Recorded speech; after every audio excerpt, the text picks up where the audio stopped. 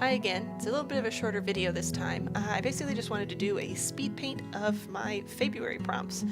That was the two lists I combined last month were from Itsatiepo, who did an entire daily list, which is what I usually do for the month-long prompts if I do them on the full page, and then I combined it with C.A.Gaspar, and they did a handful of prompts that were specifically plant-based so that you could use them as inspiration for your fairies. And I enjoyed combining the two because I find it's a way to maybe be a little bit more creative with something that's really structured. So a lot of these fairies have very specific descriptions and there's not a lot of room for interpretation. So having to add this extra prompt on kind of forces you to, have a little bit more of a creative idea. So like that first gnome, he's got a burrow's tail, beard, and tail. I guess he's not a gnome, it's what was the first one? It was an Issa. The Nissa has a burrow's tail, beard, and tail. I thought that was cute. So the whole month long, I worked on these pretty much daily. There was a few times where I just didn't work out, and I would do 2 or 3 in a day, like these 3 here. And I find this is a great way to work on prompt series. If you do a page of tiny prompts, it's a lot easier to get a bunch of them done in a month instead of feeling like you have to do a full-sized illustration for every single one.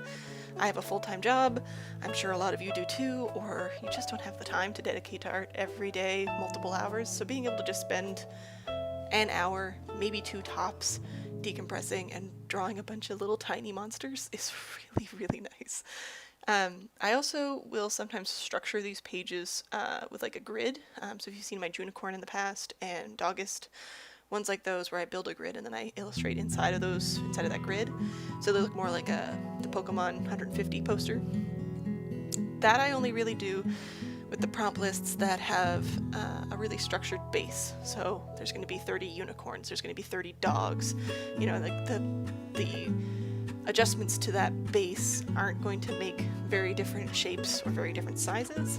But ones like Feybruary and Mermaid, I like to do them like this, where I sort of do it a little more organically on the page and they fit in together, just because not everything's going to be the same size. There's a giant unicorn or like a tiny nymph.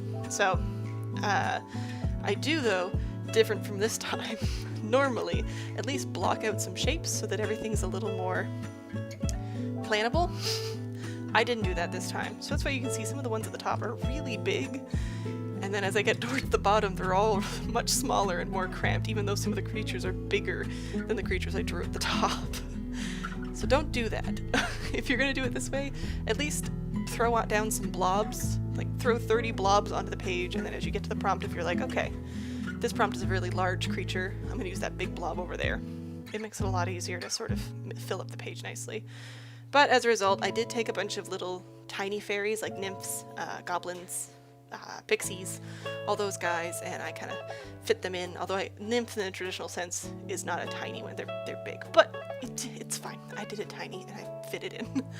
I also tried to do some more fun stuff with some of these. So like I was really enjoying doing these just like solid black with like white line work or iridescent paint to kind of make them pop. I really enjoyed doing that.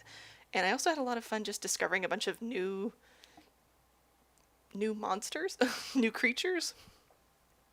A lot of these fairies I hadn't heard of before, so they were really fun to combine. And like I said, a lot of these fairies too were also a little bit more strictly structured. So like the game lion there, I think that's how you pronounce it. I'd never heard of them before. They're definitely like a coat of arms creature, but they were very specific in their shape. But since I'd never created them before, I wasn't too concerned about that. I did use a plant prompt in that one as well, though, which is the tail of it. I think it was devil's spine or devil's backbone. But yeah, it was fun. It's always fun to do these, especially if you don't put a lot of pressure on yourself. It doesn't have to be perfect. It's just a way to get your creativity. If you're able to spend more time, it's a way to kind of like work on doing full-size illustrations with a predetermined subject. Same reason that a lot of people like to do fan art. It's a predetermined subject, takes that pressure off, and it's fun to like create knowing the character you're already creating.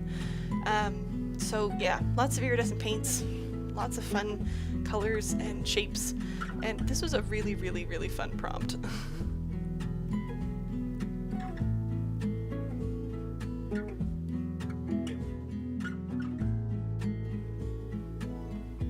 I'd like to thank my patrons, Charlotte Mitchell, So Spice, Audrey McAvoy, Olivia White, Sarah Flanagan, Philippa Riggs, Tasha Red Fox, Friday Norvell, Rory, Jesse's Grill, and Andrew Wilson. And if you wanted to join my Patreon to get either early access to videos, behind the scenes work in progress, early posts about things like these prompt videos, you can join my Patreon in my description below. There's also physical rewards here for print and stickers if you're into that. Thanks, bye.